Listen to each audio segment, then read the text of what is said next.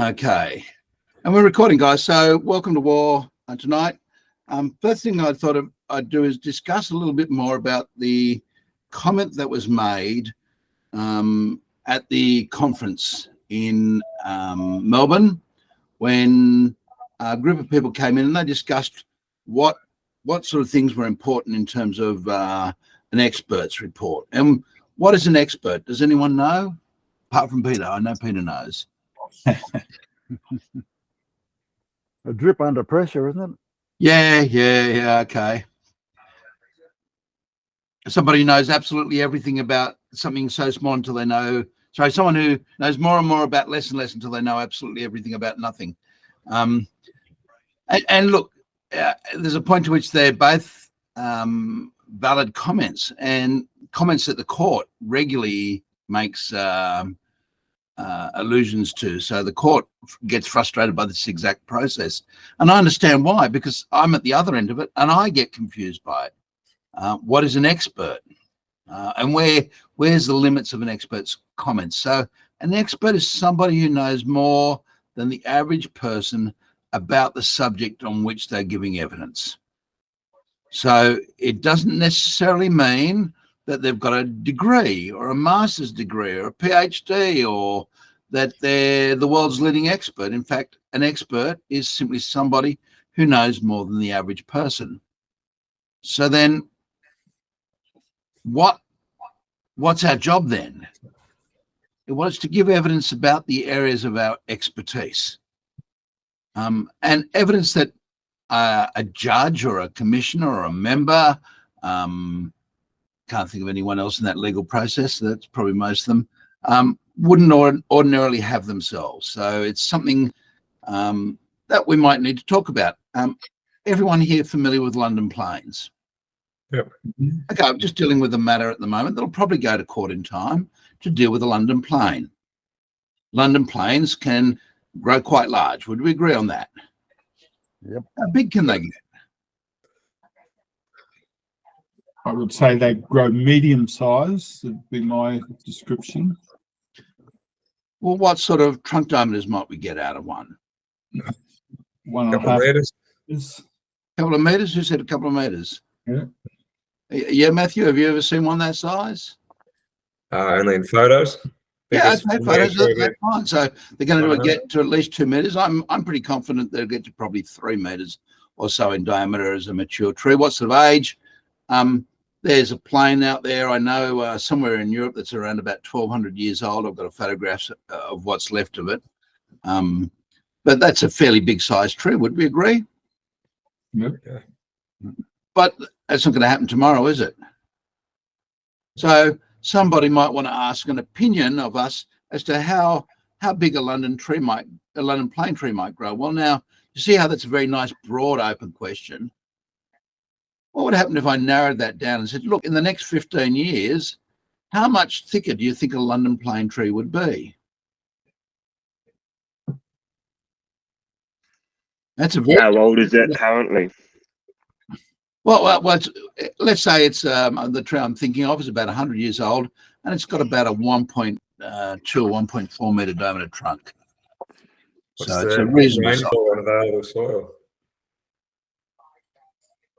Yeah, it's going to depend so much on the soil. Given that it's got to that size in 100 years, how old do you think it's been growing? Reasonably well, about 12 millimeters of increase of girth every year. If we look at just a linear growth rate, a nice even flat curve, 12. So another 15 years, would it be fair to say maybe 15 times 12? 18 centimeters thicker. Depending on climate change. Yeah, depending on climate change, it might grow faster. If we can get more carbon dioxide out there, I would have it will grow faster. It's the slower it would increase in size. Yeah, so the bigger it is, there starts to become a decrease in the growth rate. So we might want to discuss that. Now, how many of you here have studied any of that? None of us. No. I've So we looked might up need a few things. Sometimes you can find growth rates on commercial species, Yep, from yep. in forestry, increment analysis, given typical growing conditions, work And that's off the that. sort of research that we would need to start doing, is looking up some information and seeing, you know, what do we know about growth rates on various trees. The one thing we do know about our London plane is it's an H1 hybrid, which means it's got hybrid vigor. And again, we can make some sort of comment on that. You know, it tends to be a little bit more vigorous. But I would say that I'd be pretty surprised if I didn't get 10 centimeters of increased girth in the next 15 years. And I wouldn't be surprised if it hit 20 centimeters. And I think that would be a reasonable expert opinion. Well, then, should we get rid of the tree or not? Now, that's a subjective thing that's got nothing to do with us as the arborist, because that's a decision that the court's there to make. And I love making that decision for them, and they love whooping my ass and saying, Mr. Hartley, that is not your job. Okay, your job is just to give us the information. And so I think that's an important thing to keep in mind. It's very hard when you spend a lot of your time giving clients advice and making management decisions and helping them make those management decisions. It's very hard for you to sometimes let go of that role. It becomes quite easy to sort of say, well, I think you should do this. And it's okay. The court asked you what you should do to manage the situation, but it's probably not so good when the court doesn't ask you to do that. So the court's there to get your evidence, not necessarily your decisions. That's what the court's there to do. Imagine you're going before a panel of arborists who are going to implement stuff that you talked about, maybe a city council. You're up before the city council, there's an arborist on the team, and that arborist is going to make the final decisions. Would you be telling the arborist what they should do? Probably not. But you might give them some suggestions. You might say, look, you know, in my view, this is something that could be resolved by doing this or by doing that, you know, giving them the options of what to do. But you wouldn't be telling them, I would do this. Now, we want to. Why? This is what we Because try I'm to do most of the time. Could you say that again, Mark? Yeah, we when we ask householders frequently are the common ones, will say, what should I do with this tree? And so we give them that advice. We say, look, you know, if I was you, I would do nothing. And so it's often when we're giving expert evidence, we want to tell the court what the court should do. You know, the tree should be removed. Well, whose decision is the removal of the tree? Is it mine or is it the court's? The court. The court. So one option could be the removal of the tree. Another option could be redesigning of the wall. Another option could be removal of the wall altogether. And the option as to what the court needs to decide is going to be based on the evidence that I'm going to give the court. So they become the decision makers. So I have to inform them of the pros and the cons for those options, not necessarily say, well, if it was my tree, I'd go and do X, Y, Z. And it becomes more difficult because we're arborists. And I say it's more difficult because we love trees. And oftentimes the decisions we want to make are different than the way that the court makes decisions. And if you were at TIPS last week, we discussed a scenario that came up, a real scenario in VCAT in Victoria, the Victorian Civil Administrative Tribunal. And it was related to 16 Cupressus macrocarpa. I think most of us know what that is. It's a fairly big, broad-growing Cupressus, 16 of them overhanging some backyards. And there was an application to have them removed, and a defence was put forward. The defence was, at this point in time, the trees posed a danger, or they didn't pose a danger. And so this information was given to the court. Interestingly enough, the commissioner, who wasn't an expert, went out to the site, looked at the trees, saw them overhanging the backyards and going all the way over the roofs, and made a decision that they were obviously dangerous. Okay. Yeah, I get you, Matthew. I shake my head and say that seems weird. But that's the nature of this system. The legal system is not without its dilemmas. And when you're dealing with expert evidence, oftentimes you're dealing with it in a situation where we're talking about issues of merit, and that's an issue of merit. There's no law being broken, so it's not a criminal issue. And so someone's weighing it up, and the person weighing it up brings into that situation the same biases that we do as experts. So back to my London plane tree in front of a magnificent heritage house that I have some emotional attachment to, I don't want that tree to go, but that's not my job to discuss. My job is to discuss the tree, the problems that it's causing, and the pros and cons of the management options. Does that make sense? Yep. And the court will do whatever the hell the court wants to do. And sometimes you look at that and you pull your hair out and think, wow. But the other comment that was made, and I thought it was brilliantly made, is by Cameron Ryder. And Cameron said, the report that you write for your client when you're doing an expert report should be the same report that you'd hand to the other party. And that's an interesting concept. Would you write it the same, change the bits and pieces, or would you be biased? And I actually had the pleasure or displeasure of being involved in exactly that situation earlier this year and late last year and the year before, ongoing protected case, whereas I asked by a law firm about a situation of a branch that had fallen. And I said I didn't think they had a case to answer. I just couldn't see the negligence. Then I got a call from the defendant's solicitor. They said, I said, look, I have been contacted about this. And he said, that's fine. Are you prepared to tell us exactly the same things that you told the other party? And my answer was, yes, of course. I don't see the negligence. I just cannot, for the life of me. Now, who decides negligence? Mark or the courts? Well, it's not up to you to decide negligence. Yes, exactly, Peter. So as an arborist, I didn't think it was reasonable that you should necessarily see a wound on the top side of a branch. In fact, I think that's a fairly onerous and unreasonable expectation on an average tree. Could you say that again, Mark? I didn't catch it. Yeah, sure, Dominic. I was saying that as an arborist, I find it unreasonable for someone to expect me to see a wound on the top side of a branch on a tree. So I have to accept that when I'm looking at a tree, there are some branches there that have got wounds on the top side. In fact, it's commonly where they are. More frequently they're on the top side than on the bottom side. And the next question was, well, if you climbed the tree, would you have seen the same thing? And my answer to that was, if I was climbing the tree, it would depend on what I was looking at, what my objectives were. And if my point was to climb that tree to get into another tree, which is what the situation was in this scenario, I said, I would have quite reasonably not expected to see it. I'd have just gone up. And then what else obscured the view of that wound on the top side? Was there another branch there? Was there some foliage there?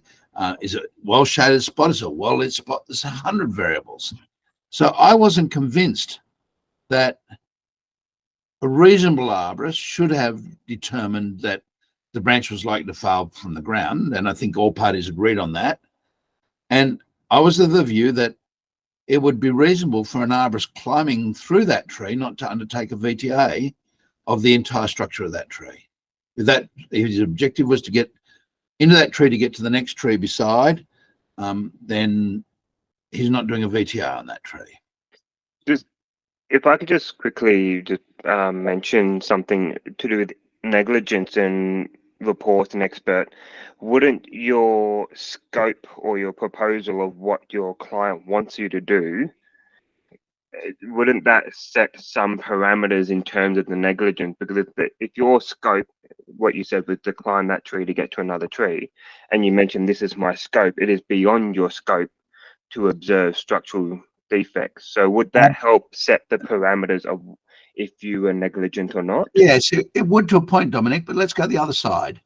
So we've said, yes, that is, but let's say that the wound at this stage, instead of being 6 or 8 meters out on the branch, was at the trunk, and I had to go right past it, and I saw it. I looked at that wound and I saw some cracking in that wound, and I thought, whoa, and I did nothing about it. Would that be negligent then?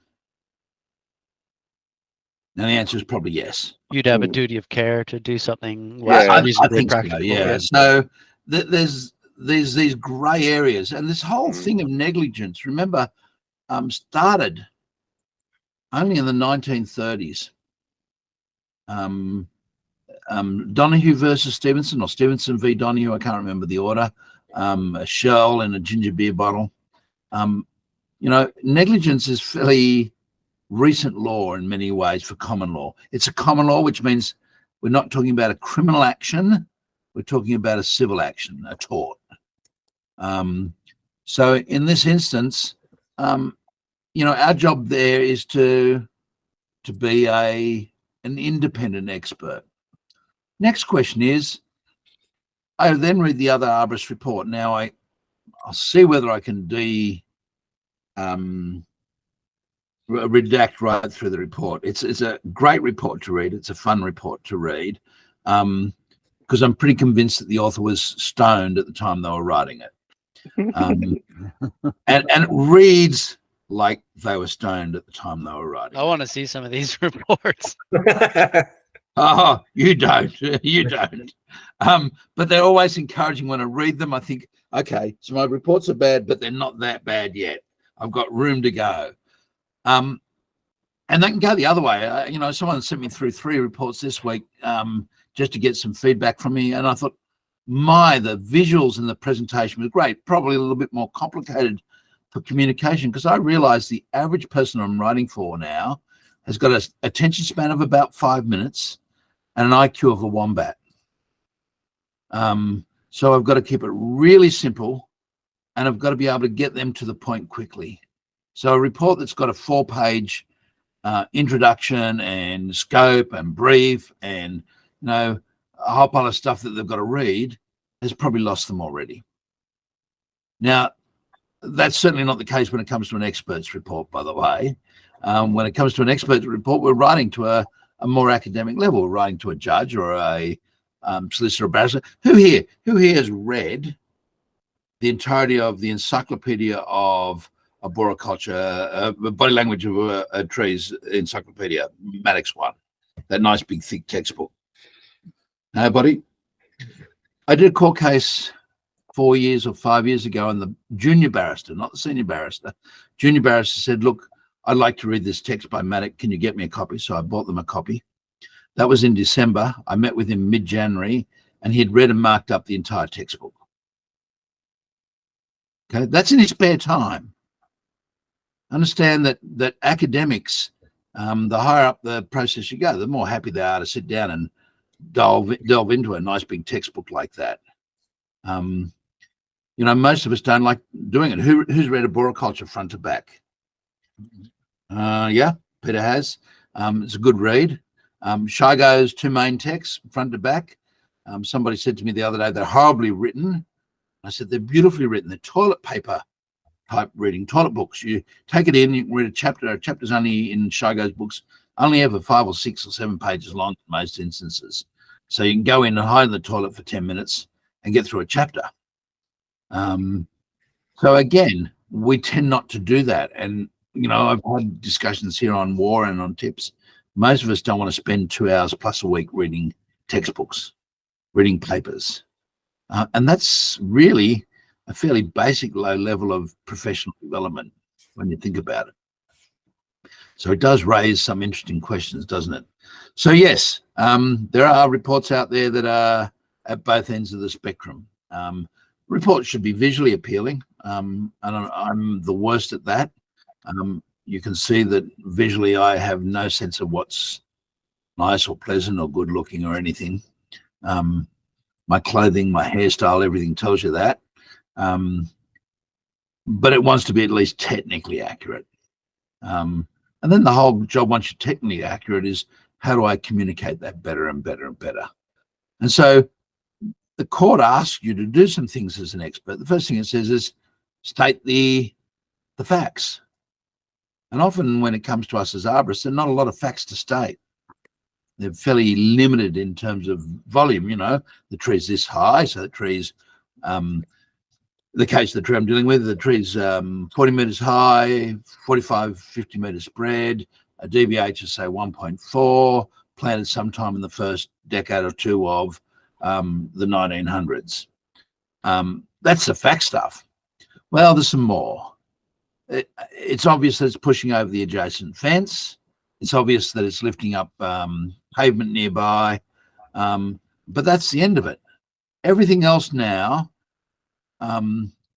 is Basically, your observations, all your observations, basically, without interpretation. Yeah, that's right. But now the client has said, look, I'm concerned that the tree has some issues. I get little spiky things through my thongs and in my bare feet, and they're like a splinter, and they're hard to get out, and they're horrible. Okay, trying to figure out what that is. From the balls, from the round balls. Well, I know they're fruits, so that's great. And my wife's allergic to the tree. You know, come springtime, well, now we've got a whole pile of different things that I bring as an expert, but aren't observable facts. They're professional views, professional opinions based on all sorts of things. So how about the her allergies? Let's discuss that. I'm not an immunologist. I've got no field of expertise there. I'm out of that. But I can talk about the things that who here has chipped a London plane tree at some stage in their life Yes. whilst it was in leaf Yes. and in regretted flower it. and fruit. Oh, and hurt and coughed your lungs out and thought, it doesn't matter what I do, I seem to be about to bring up my entire insides. And that's because on the bottom of the leaf, particularly when it's starting to swirl, there are little hairs, and those hairs are unique in terms of their shape. They're not unique to just London planes, but they're star-shaped hairs called stellate, as in star, stellate trichomes. And so I can go on the internet and start doing some research about allergies, particulates, and understand that it's those hairs that we're talking about. It's the hairs on the leaf, and they're produced to stop wind movement, make turbulence occur close to the leaf surface so the leaf doesn't lose water as it's opening. Really efficient process. And then over the next 3 to 4 months, it'll shed most of those. The worst period being about a week or two after the leaf has started to firm off, and then they start to get blown off. And just one of those in your trachea makes you want to cough your guts up. And we've all been underneath a London plane tree at some stage or other, had a trichome going, you can't see them, they're invisible, and started to cough. Well, now I just said they're invisible. How do I know they're invisible? They're not. I just lied. So this is bad communication. They're not visible with the naked eye. That's what I was trying to say. I was trying to say that one of these little trichomes occupies a cubic area of about 1 millimeter by 1 millimeter by 1 millimeter. It just occupies a very small bit of it. Each of the little legs of the trichome being star-shaped, you imagine just like a little points coming out. Each of those are about 0.02 of a millimeter, about 2 microns thick. And the human eye can see about 4 microns, and that's about as good as we can get to. So we can't see much thinner than that. We can't resolve much thinner than that. So these things are floating around the air. We don't see them. We don't say, oh, look at them. They're all floating around. We just get them in our nostrils. We get them in our windpipes. We get them in our lungs. And they, the body wants to get rid of those. So it does all sorts of things, because every now and again one gets stopped on a sensitive spot, and that's what makes you cough and splutter. And so it's the leaves more so than the follicles around the seed. And that's the next bit. There's the seed. So the seed is the sharp little thing that feels like a splinter. If you're wearing bare feet, you walk underneath and you stand on a London plane tree, particularly in the arch area where the skin's really soft, you will feel that seed quite painfully. Because seed's really firm and it just wants to push up and in. And if you're one of those new hipsters that wear Havaianas, they'll push into the Havaianas. So we've got those sort of situations. So again, we can talk about those things. And the last bit of the follicles are little hairs. That seed is made to be dispersed by wind, and so it does. And so, yeah, we can talk about those things, but none of us have done any research. Well, I'm assuming, I don't know who the two others are there, but I'm guessing none of us have done any actual research on those. I have photographed the trichomes, and I'm pretty sure Peter's been in a class where we've looked at them under a microscope. Pretty amazing to see. So I know they're there. I know what they're like. I know their size, so I can give some general comment in that regard. But if you were an author who'd published on that, the court's going to tend to find you more authoritative than an arborist who's interpreting and saying what he knows. Does that make sense? But by all means, you should be doing your research. So you go through and have a look. And that's when you start going and asking ChatGPT or Google Scholar or whatever what to do. Yes, Colin. I just, if you've sort of finished with there, I just wanted to go back to what you said about whether or not to aerial assess a tree. I'm just wondering if you have, a general policy or guidelines on where you'd sort of go and elevate that to an aerial assessment from your walkthrough to an aerial assessment. That's a difficult question. I looked at. Let me ask a question, because again, things have changed a lot. But I'm guessing to get a set of gear, get it set up, get into a tree, and do a reasonable aerial inspection of a small, easy to move around tree like a brush box, that's maybe 12 minutes high. It might take 15 minutes, half an hour. Would that be unreasonable? Yeah, I don't think it's something I'd do without quoting extra for it. Yeah. It would. Yeah, absolutely. I wouldn't do it. So the question is, what's the reason for doing it? And the reason for doing an aerial inspection for me is I've seen something from the ground that I reasonably assume is problematic or close to problematic. So it's getting down to the tolerable and not as low as reasonably practicable, or a high risk to an extreme risk, somewhere in that range. I think we're talking about specifically risk assessments here, aren't we, Colin? Correct. Yeah. Yeah. I So that's go what I'm by talking about QPRA, in so- my answer, Peter. I've got to look at a tree, see something and say, okay, this is at a level where something may need to be done. And by getting more information, I may not need to do something, or by getting more information, I may need to expedite doing something. But my gut level comment, Colin, would be, if you see, for example, a cavity in a tree, and my view of a cavity is there may be an order of magnitude more likely to fail than a tree without a cavity, maybe probably less than, but for the sake of it, that'll do. I might push it 2 orders of magnitude and say to myself, okay, I'm assuming the worst case now. Do I need to do anything more? Or am I happy with that tree assuming the worst case? If I'm happy with the tree assuming the worst case, then I don't need to do anything more. Now, by worst case, I don't mean thinking, let's go to the absurd, that tree is going to break tomorrow. I'm saying realistically, on what you know about trees, do you need to do anything more? So, I go up and I see Araucaria connaris, I can't even think of a common name for it. Cook Island pine with the bow in the trunk. I'm not going to assume that it's moved in the ground. First thing I'm going to assume is it's natural. If I go up and I see a tree where they've cut the roots a meter away from the trunk, and there's just been a big storm and I see no cracking, I'm going to assume that there's an increased likelihood of it failing, but it's probably not as high as I might have otherwise thought if there's just been a big storm. Does that help answer the question, Colin? I think so. I think what you said right from the beginning, where assuming the worst case, that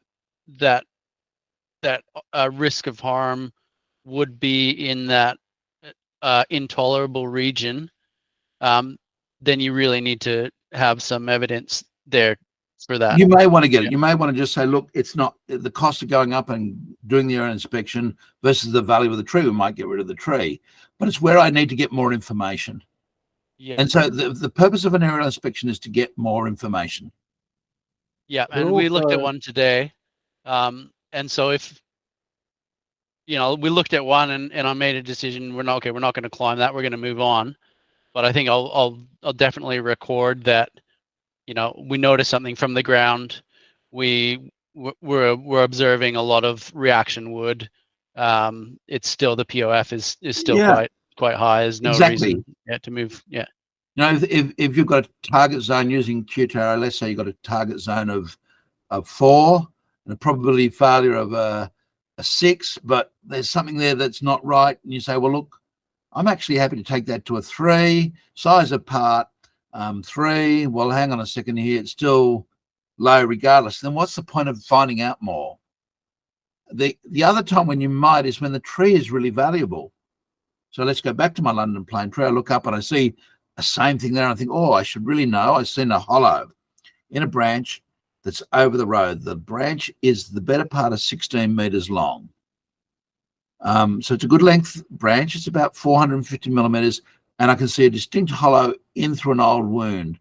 And I know there's Agrinomia spinicollis, the decay longicorn or the Ponciana longicorn in the area. Should I look at what to do with that? And my response to that again is I know the species and the way it goes, and I'm assuming it's there. And I'm assuming now that I've got a probability of failure of 4, and that's the end of it. Target zone's too low and I'm finished. But if it was something that was critical to keep, and I was really concerned about it, I might go up just to look to decide whether there was some other management option like reduction pruning that I might want to do rather than risk the limb falling and then the whole tree going. Yes, Dominic. Just on that example, well, the London plane you were looking at with that long branch in the cavity, and you said you decided to move on as opposed to aerial inspection. Were you able to see enough of the cavity to reasonably estimate the volume of the cavity relative to the branch? No, but I know that London plane trees seldom drop large branches even when they've got extensive Agrinomia damage.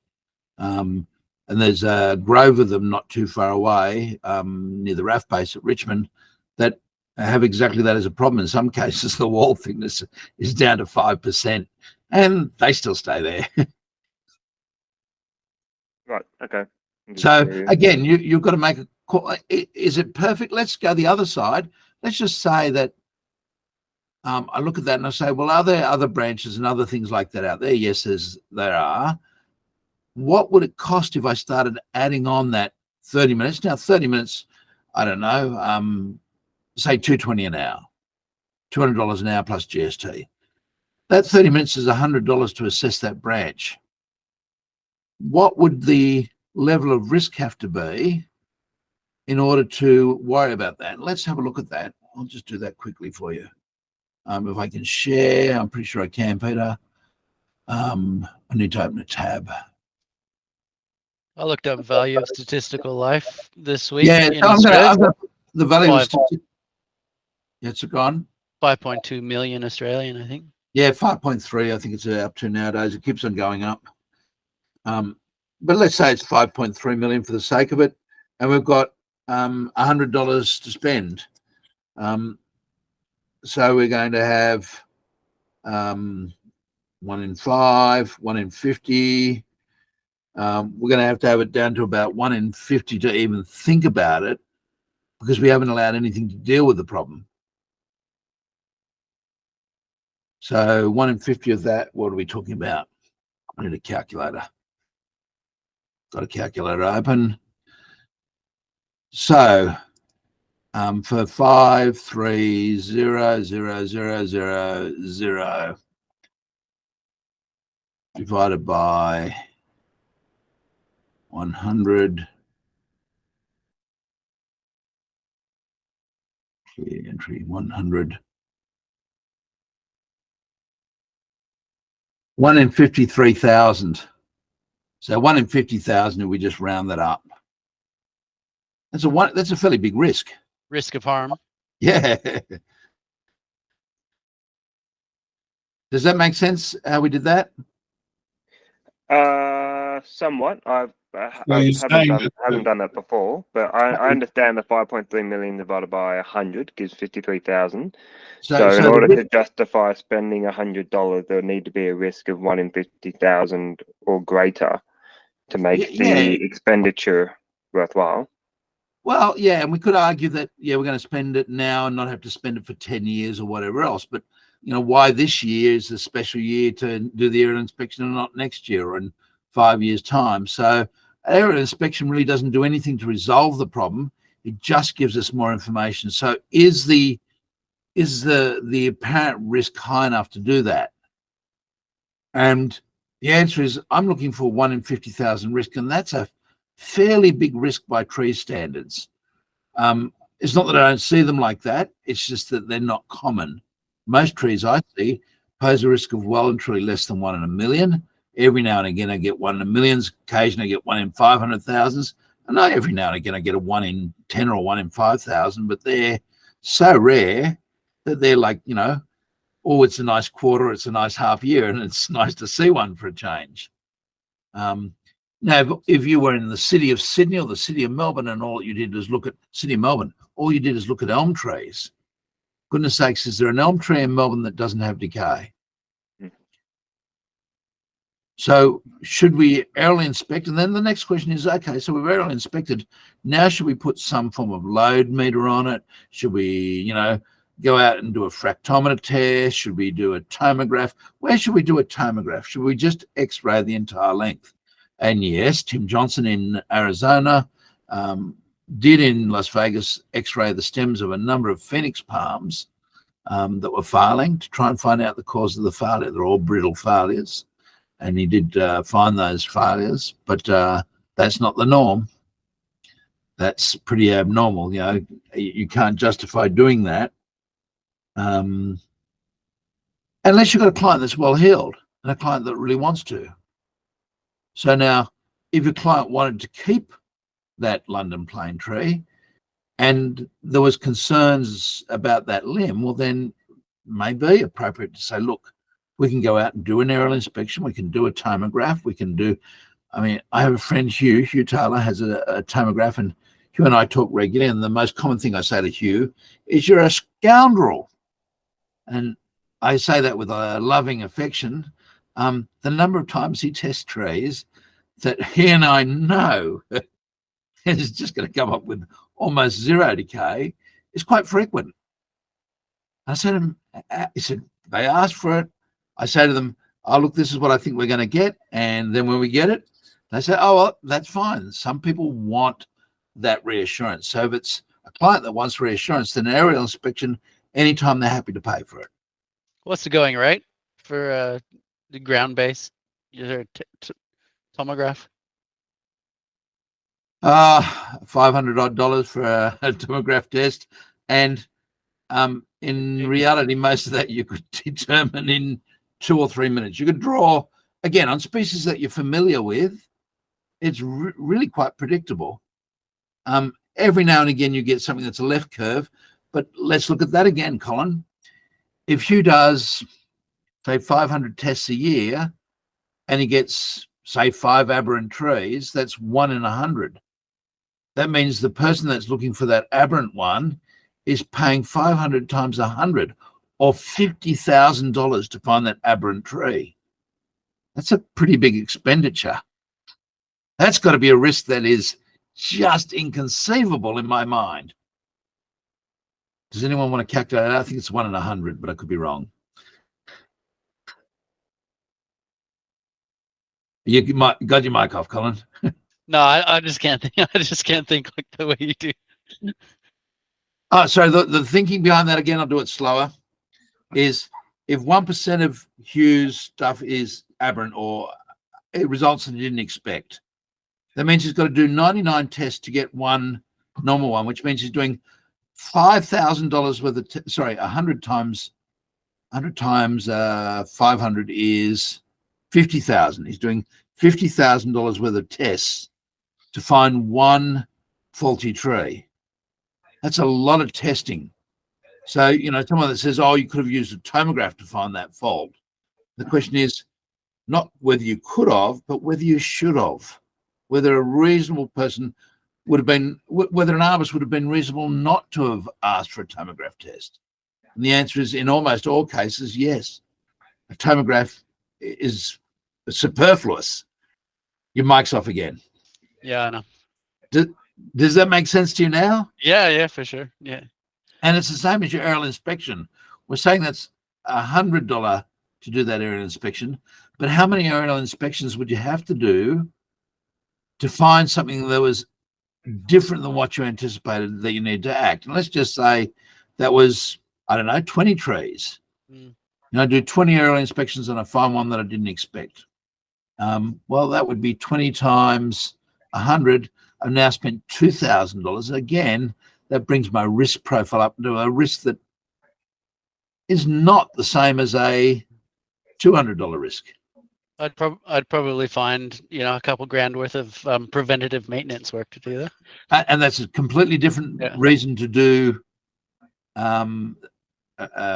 looking at the tree from a different perspective. And that is the greatest risk, and I've said this before on this forum, the greatest risk for us is not somebody being hurt. The greatest risk is the loss of the tree.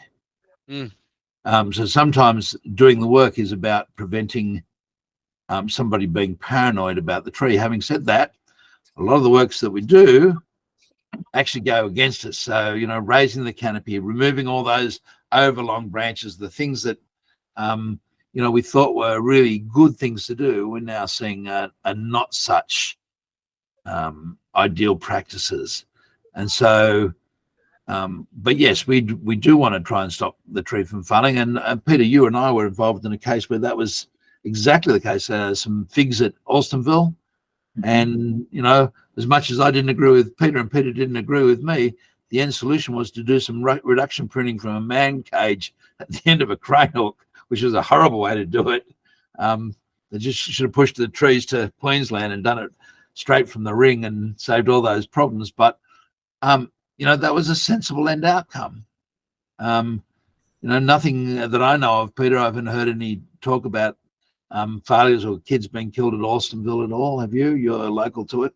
No, I haven't noticed any kids being killed at Alstonville. So, it was a suitable solution.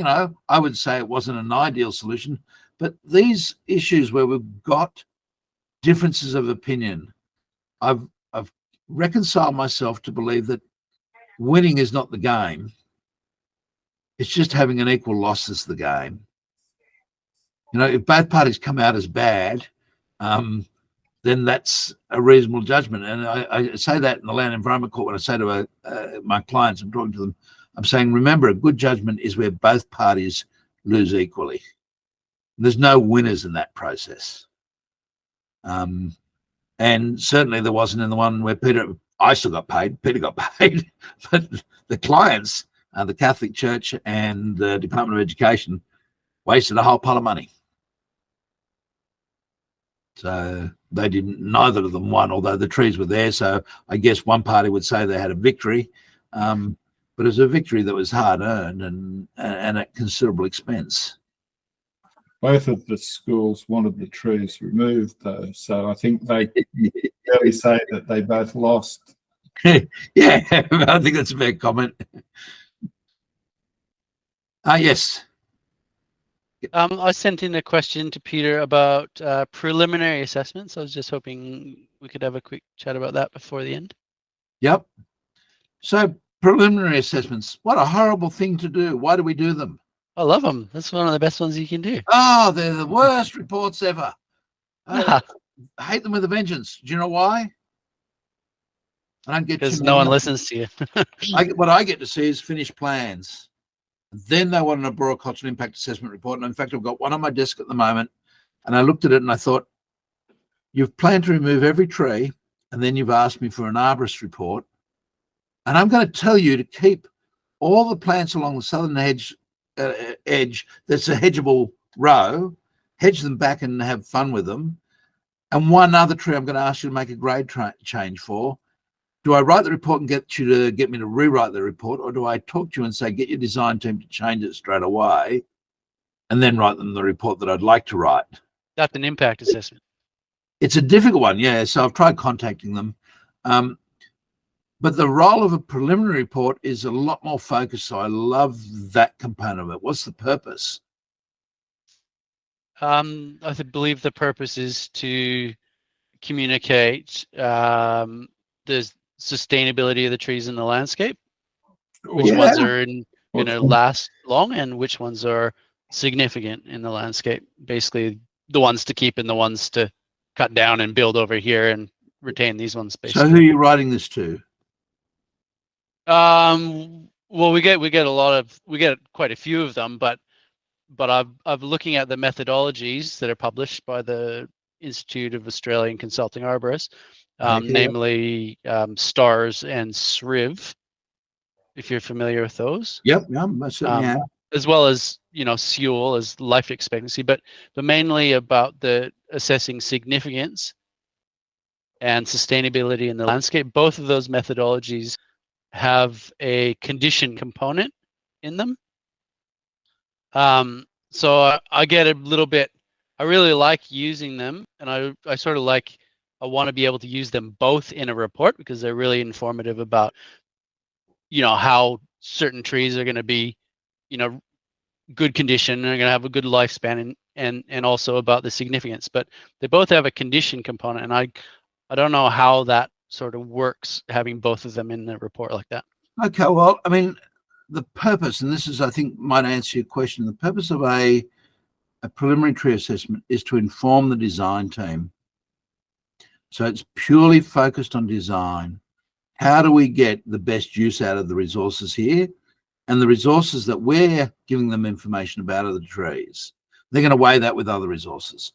Unfortunately, somewhere in the process, and I don't know where it happened, but the consent authority started getting involved in this whole process. So we're now seeing consent authority say, we want a SRIV, or we want a STARS, or we want a YULE, or we want a CHUL, or we want whatever. The bottom line is that was never intended for them. They're going to make a decision however they see fit. They can use whatever methods they want.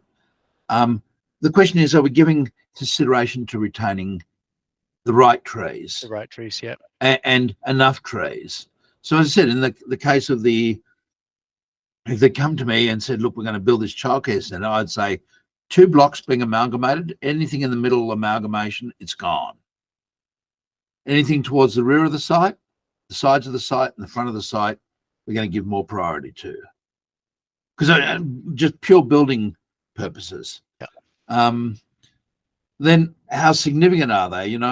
So in this case, and I did look at significance, I looked at the fact that they're all planted, with the exception of one tree post or this century. So nothing's older than 25 years old and probably about 20 years old, except one tree. And I think that one tree merits some attention in terms of retention. The rest, I just say, look, you have development, you're going to lose trees. And that's the norm. I'm not saying that always has to be, but that's usually the case because the built form takes over.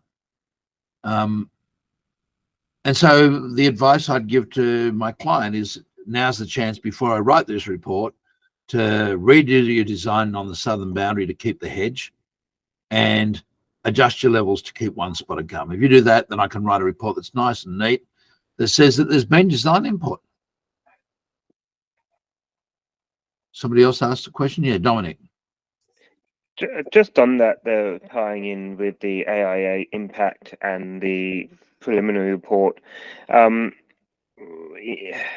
that initial conversation with them saying, look, I could write the AIA, then you'll have to redesign, then I'll have to write it again.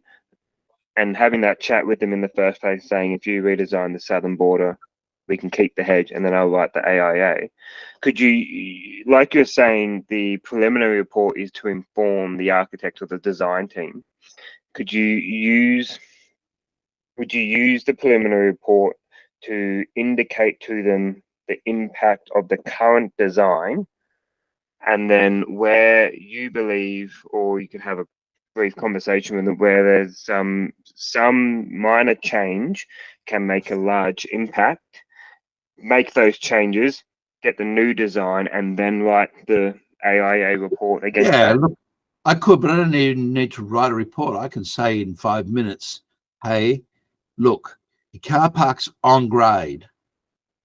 It's 1.5 meters from the boundary fence. The planning's 700 mils from the boundary fence.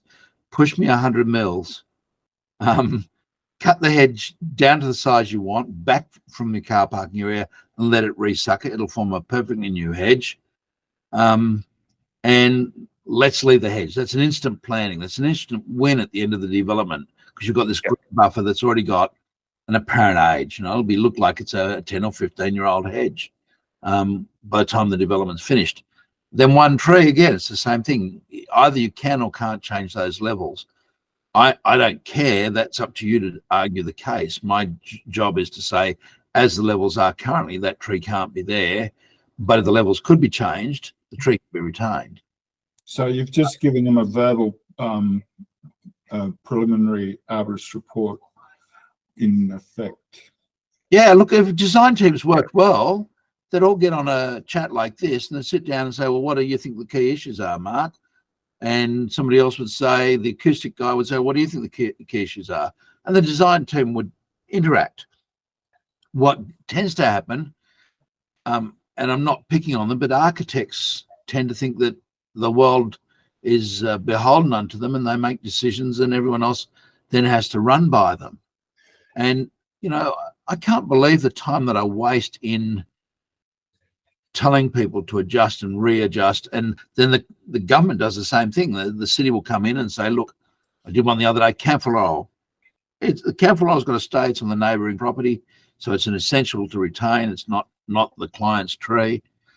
And I simply said that it's essential to retain. The council came in and said, redesign the path.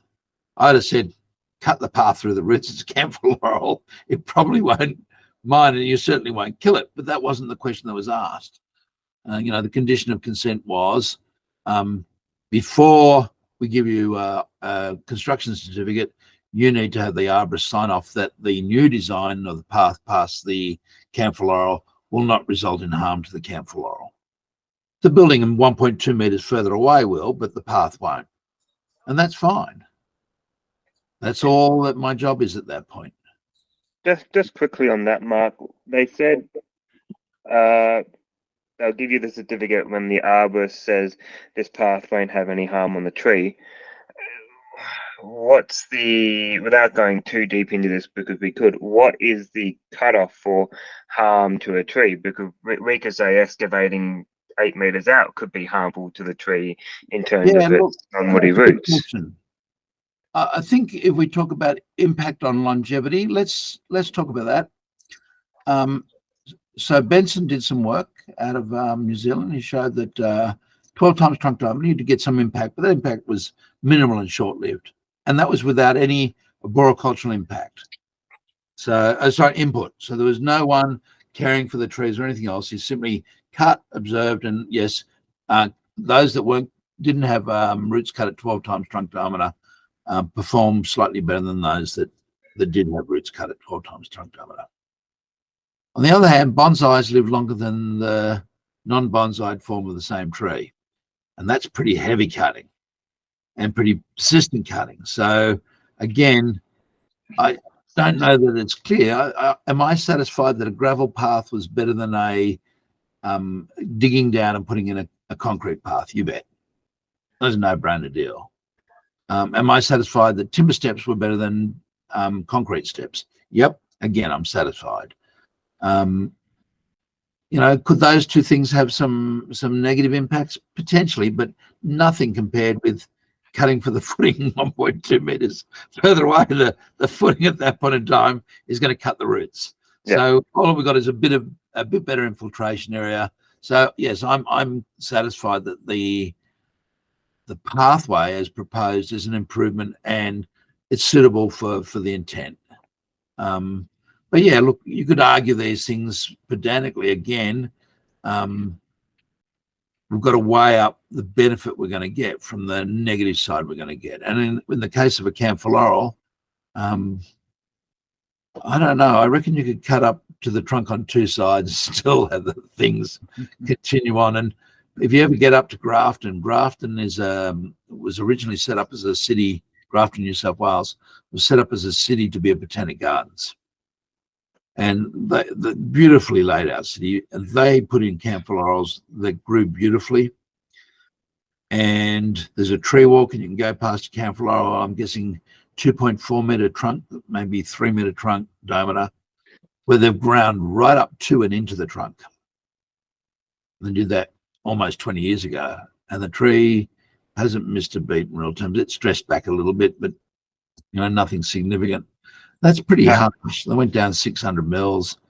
A lot of damage to do to a tree, but it survived. And if you go around the area, you'll see that it's a common way they dealt with camphor laurels damaging the curb.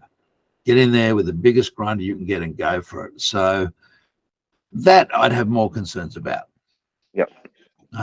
So yeah, look, again, we're bringing to bear professional judgment, and I think there's this belief in arboriculture that a lot of the science that we deal with is absolute, whereas a lot of the science we deal with runs along a massive spectrum of grey. If it didn't, we'd have problems everywhere. So would it be better to cut the roots at 4 meters? Yes. Would it be better to cut them at 6 meters? Yes. But where does that fit into the scheme of things? What would happen if housing all of a sudden went up by 45%? I mean, the real problem for us is not trees. The real problem is town planning. Town planning doesn't think well about leaving a green space in the things. I went past a subdivision recently, and it said lots no smaller than 300 square meters. Wow. What hell? That's 1/3 of a quarter of an acre. Okay. I've got a shed that big. Who wants to have something that small? And we're putting not just that, but we're putting houses bigger than any house I lived in as a kid. Well, almost any house. We're putting these massive big houses on these tiny blocks. And then we're trying to keep trees, and then we're planting trees. And then people are saying, look, the tree's dropping debris on my side of the fence, and all the problems that we face as arborists. So I don't think it's a black and white. And I do think that town planning has a hell of a lot to answer for it. I think good town planning would see big green areas in high-rise development. In a perfect world, maybe the government should take possession of all land within a kilometre or two of a train station, and dedicate 1/3 to parkland, and then build your multi-towers after that, and then make money doing that. But instead, they let developers buy the same land and build multi-story towers, and then there's no parkland. So it's a hard one. I don't know that it's all black and white. Does that answer your question on PTAs, preliminary tree assessments? Yeah, sort of. I did send you just now Colin's question to your email, Mark, if you want to have a look at it. I will quickly do a check through and see if I can get it. I think quite often we're getting preliminary assessments sort of pre-design. It's a really good opportunity to go through, categorize all the trees with their their legislative protections,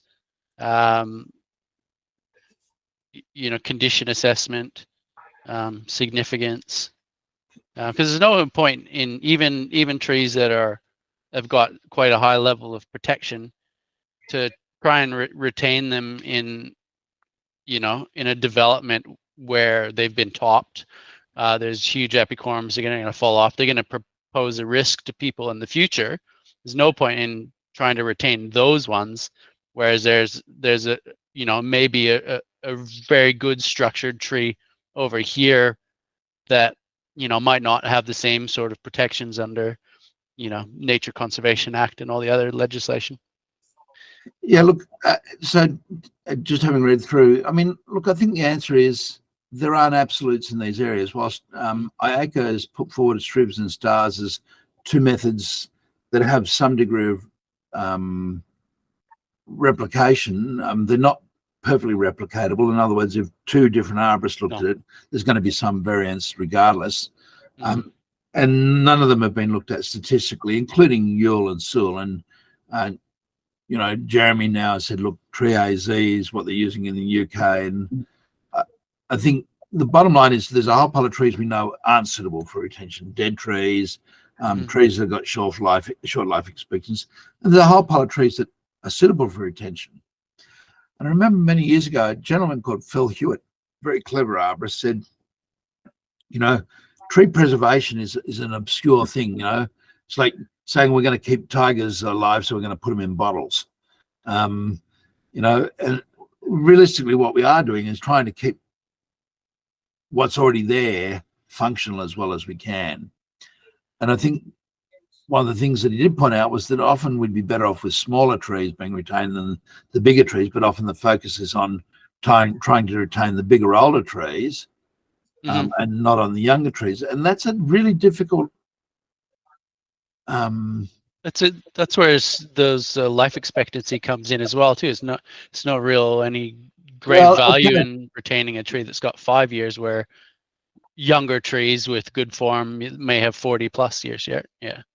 Yeah, but now how about something that's got 30 years versus something that's got 45 years plus? And this is that unknown bit again. And I remember, I think I've mentioned this before, a very clever arborist, Ian English, and I were once on opposing sides of a court case. And there was a Eucalyptus punctata that had Phalaenus. Back in those days, Phalaenus meant the tree was dangerous and had to be removed. And Ian said, look, Mark, you and I both know it's not going to fall apart in the next few years. He said, so we'd be better off just retaining the tree. And then we've got space to put a similar sized tree back in. So there's even a time where, from a design perspective, there's advantages in keeping a tree that's only got a short life expectancy of maybe 10 or 20 years. I'd like to know how you can tell how long it's going to last. Well, you can't. There's a lack of precision, and Craig Hinton presented a paper on this twice, once in Australia in Canberra and once in the UK, looking at the data they collect and put into databases. And most reliable is DBH, because that can be measured. Height was the next most reliable, if I remember, canopy spread. A useful life expectancy was poor and age was poor. There were just very good guesses. And I don't know what Melbourne's like. I know Tasmania, Colin, you're screwed, but in New South Wales and Sydney in particular, our government's digitising all our old aerial images. And I'm forever thankful for it, because I go look at something and I think, oh, that's a 70 centimetre diameter grandis. Okay, well, that'll be planted in 2007. Okay, more. That was a little quicker than I thought. And it's almost always that I overestimate the age, not underestimate. I'm notorious for having it being older than I'd like. We are guessing to some extent. The bottom line is, it's hard enough to guess or determine how old a tree is, but how on earth do you have a go at figuring out how long it's going to last, though? You don't, and a part of that is the statistical curve for mortality on trees tapers. It doesn't come to an abrupt end like ours does. But when you're doing your preliminary report and you're saying that, okay, well, this is my best guess on how long the tree's going to live, because I need that put into the mix, it's just a wild guess, really. I think what we're trying to do is inform a design team. So what we're trying to say is, how do I prioritize those trees? And Peter, I think you know this from class, we talk about, okay, so we're going to go out, guys, in a Chinook, all of us, everyone. We're going to go out over the water. We're going to Tasmania to visit colonies, catching a plane up, and we're all on the thing. And all of a sudden, we've got an engine failure. Whoa, and a rotor blade's getting really wonky. We're going to have to ditch. We've got 4 life jackets. Which of us gets those life jackets? That's really what we're saying when it comes to development. Which trees get the life jackets? And we're trying to pick the best of the best within the design constraints. So there's 2 components there. It's not just who's the best, but within the design constraints. So for all you want to do and keep a tree in the middle, in most cases that won't work. In most cases, that's not worth the effort. So there's a long and protracted court case to do with St Ives Council and Bunnings Hardware over one Sydney blue gum on a block of land. And the council would love Bunnings to build their entire store around the tree, keeping a 15-metre radius in the middle. And you start looking at the impact of that in terms of the functioning of a store, the whole build, it just becomes irrational. And the court has ruled that. And last time I heard, the council were appealing yet again. And the craziest thing is we went and looked at it, it's probably a 90-year-old tree. Now, a 90-year-old tree, don't take me the wrong way, that's a wonderful tree. But Colin, you live in the land of the 6,000-year-old trees. 6,000-year-old trees. Yeah, well, you got Yeah, old trees in Tasmania versus, not so old trees in Sydney. A 90-year-old tree is regrowth post-logging. And that doesn't mean that the tree's not important at all. But, at some point or other, if we're going to live in a civilized, well-designed society, we're going to lose trees.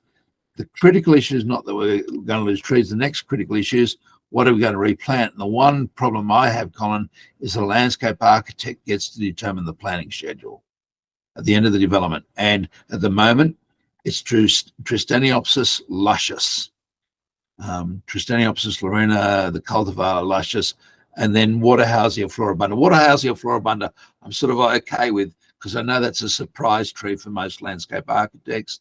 And at some stage or other, we're going to have these big, thick trunk, stout, 15 to 20 metre high trees with 2 metre diameter trunks, because that's what they'll do. It's the same as in Queensland, in Sydney, and I guess to some extent in Victoria, planting all this Agathis robusta because they're a lovely, narrow, conical tree. Yep, okay, that's good for the first 30 to 40 years. But that's all going to go out the window, and they'll become nice, broad, vase-shaped trees with massive stems. So, again, the problem is not just what we're losing, but what we put back in. And I don't take me the wrong way. I love Lagostromia. But again, take a blue gum out and put a Lagostromia back isn't a replacement tree. It's a token. And whilst we have this wonderful federal biodiversity legislation that says we can offset when we start screwing around with the ecology, we don't have anything to do with offsetting the loss of, for example, carbon storage. You cut down a blue gum and put a Lagostromia in, it will never, ever, ever compensate in terms of carbon storage. Does that make sense? So it's a difficult one. Yes, Dominic? I'm just going to mention, when I was early in my diploma, when I was reading about tree life, useful life expectancy in a tree, my learner guide was also talking about in detail considering the useful life expectancy of the structure that's being built. And so where Colin was mentioning trees with a shorter life expectancy, you'd need to have some good knowledge of your local area. Like in Canberra, for example, most houses are only here for around 40 years before they get renovated again or rebuilt. So is in the real world, when we're actually out and practicing these things, do we or should we be taking into account the useful life expectancy of the structure as well, to then provide more of a scale as to whether trees with a shorter life expectancy are actually still worth keeping? And that's a great question. And I think, unfortunately, it goes to a discipline that's not a boroculture. That is, I think that's really a town planning decision again. And those of you who haven't heard me say it before, slime molds, do a wonderful job of mapping road networks and rail networks better than town planners do. And I think if you can talk about a primordial slime doing the job of a town planner, it lets you know how I rank them. In real terms, I think that's something that you need to consider, but I think you also need to consider longer term. And one of the things that has definitely been looked at, and out of a professor out of Tasmania, no offense to that, who looked at what we replant now that fear has hit into arboriculture so extensively. There was no real fear of trees back in the 1980s. I can assure you of that. I was an arborist running then in the 1970s. Dead trees you're worried about, but not particularly. No one talked about somebody dying from a tree, although they were reported it was fairly uncommon.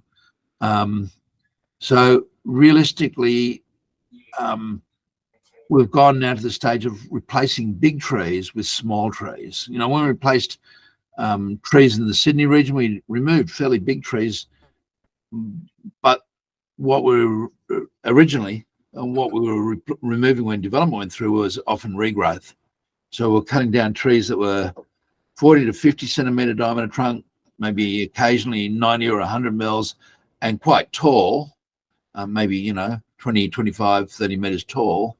And now we're replacing them with things that won't grow any more than, you know, maybe 15 metres in the next 50 years.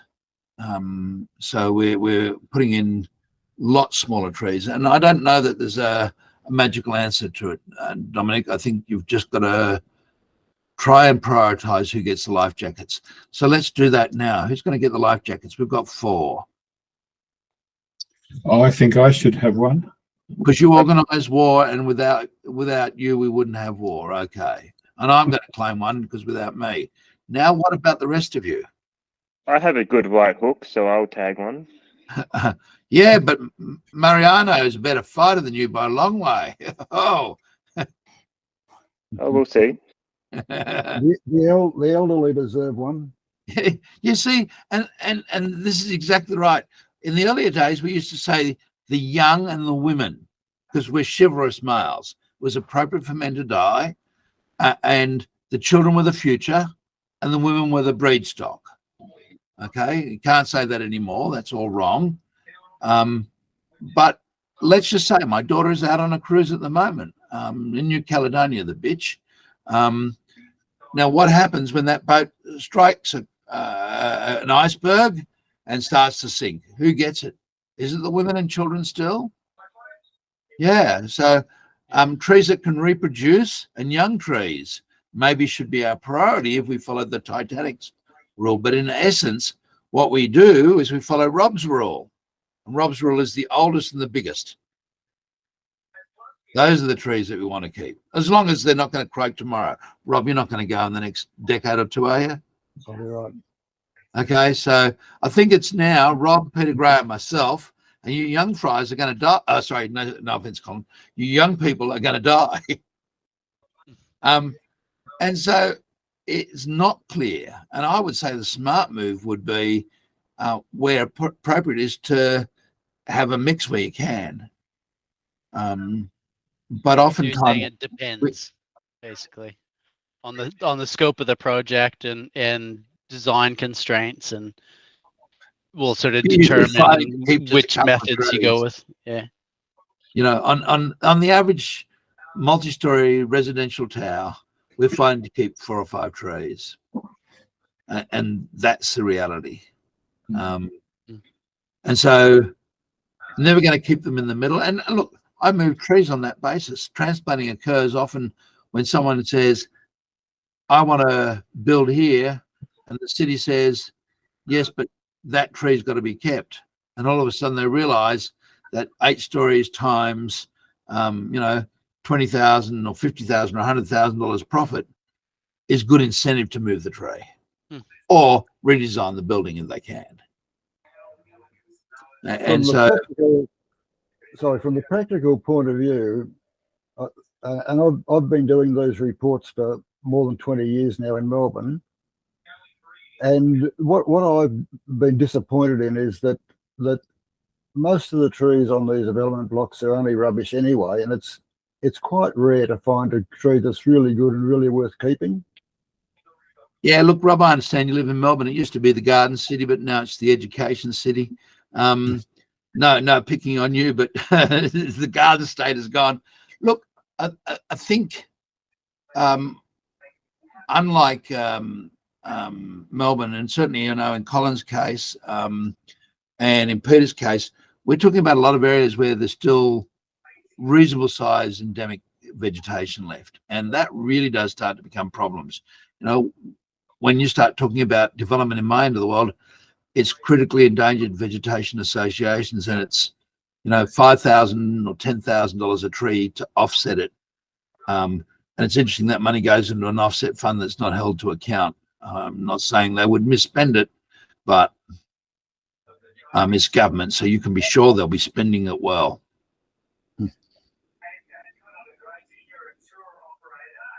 You didn't get to see that. I was nodding my head. So yeah, look, preliminary, identify the trees, give some feedback to the design team. If you can retain these trees, and then this is where it gets really difficult. If you can retain those trees, you want to be outside the structural root zone, you want to be outside the tree protection zone, but if you can retain it, I'd be happy for you to come into 5 times. I'm usually quite comfortable at 5 times, if that's the extent of the works. On one side, it's probably not going to be the end of the world. Hamilton says 3 times. That's probably getting a little close to for my liking. But again, 3 times on a London plane tree or 3 times in a camphor laurel during autumn or winter, and it won't even notice it. Depends if we've kept the old trees or the young trees, wouldn't it? Yeah, again, I'm surprised at how well some species are just super tolerant, you know, ficus. And I think those of you who got to see the presentation I gave on trees and protection zone, you know, doing ficus at 2 times trunk diameter and having it be healthier at the end of the development than it was before is an achievable end outcome, because it is just such a great tree to work with. I think trees are far more resilient than we give them credit for. I have done awful things to trees, and they just don't blink, and they're still there years later. I think it takes a concerted effort by a developer to screw up and kill a tree. It's not just a cut that's the issue. It's not just a minor grade change that's the issue. It's repeated screwing up and lack of care. So I think you can get away with heaps if you put the appropriate care in afterwards. We've got a Viminalis dropping like flies at the moment. I'm getting calls every day. Come and look at my tree. It's died. Giant mature trees, no impacts, nothing. Just So what's killing them? I think it's just drought. Yeah. So you're in a bad drought at the moment? Yeah. Multiple, compounding impacts, secondary and infestations. But I think it's climate change, drought. Viminalis are just dying. Yeah, might be climate change. Might have happened before. I don't know. I always find it funny when we talk about climate change, like they had in the US, but they had the big inversion in Canada a couple of years back. You know, it was the first time in 300 years, clear evidence of climate change. And my mind just has this little loop that says, so what happened 300 years ago? Before the Industrial Revolution. Yeah. And so when you say it's a drought, it's probably climate change. I wonder whether you've had a drought in Tasmania before. The answer is probably yes. Yeah, it's really dry here. Yeah. Yeah. Guys, I don't know why, but it keeps on turning off my video. I think it means it wants me to go home, and we've had a little bit more time than I was planning to spend. So look, happy to go on and discuss development reports more. And look at how we go to the next stage, and that is how do we lay out a report? What sort of things might want to be in there? And again, there's no absolutes. There'll be lots of variations in it. The idea is to come away from it with some ideas to communicate better. Our goal is to communicate to the client, to the user, to the reader, complex stuff, and it is complex stuff in a way that they can understand. And I've by no means got it figured out. I'm just still in that process of learning. It's not an area of my expertise. My expertise is more about trees. If I could talk to trees and they paid the bills, you guys would all be buried.